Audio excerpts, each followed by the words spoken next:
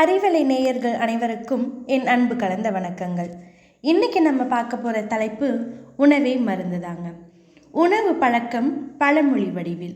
சீரகம் இல்லா உணவு சிறக்காது, தன் காயம் காக்க வெங்காயம் போதும், வாளை வாழ வைக்கும், அவசர சோறு ஆபத்து, இரைப்பை புண்ணுக்கு எலுமிச்சை சாறு, இரத்த கொதிப்புக்கு அகத்திக்கீரை, இருமழை போக்கும் வெந்தயக்கீரை, உண்ணா நோன்பு ஆயுளை கூட்டும், உஷ்ணம் தவிர்க்க கம்பங்களி, கல்லீரல் பலம் பெற கொய்யாப்பழம், கொலஸ்ட்ரால் குறைக்க பன்னீர் திராட்சை, சித்தம் தெளிய வில்வம், சிறுநீர் சுடுப்புக்கு அன்னாசி, சூட்டை தணிக்க கருணைக்கிழங்கு, ஜீரண சக்திக்கு சுண்டைக்காய், தலைவலி நீங்க முள்ளங்கி சாறு, தேனுடன் இஞ்சி இரத்த தூய்மை, பூண்டில் இருக்கு பென்சிலின் சக்தி, மூலநோய் தீர வாழைப்பு கூட்டு, வாந்திக்கு மருந்து மணத்தக்காளி, வாத நோய் தடுக்க அரைக்கீரை,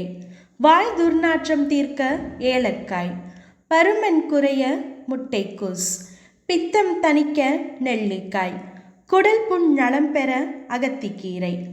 6 வெற்றிலை இருந்தால் அறியாதவன் வீட்டிலும் சாப்பிடலாம்.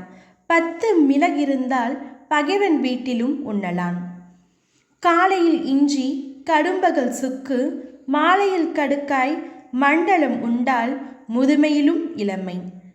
மேகம் போக்கும் ஆலம்பட்டை, பித்தம் போக்கும் வேப்பம்பட்டை, ஆவரை பூத்திருக்க சாவாரை கண்டதுண்டா?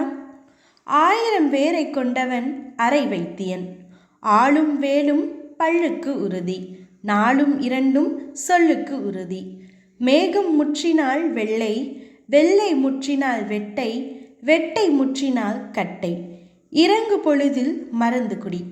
வில்வப்பழம் தின்பார் பித்தம் போக, பனம்பழம் தின்பார் பசியை போக்க, குடலை கழுவி உடலை பேணுவோம். நன்றி.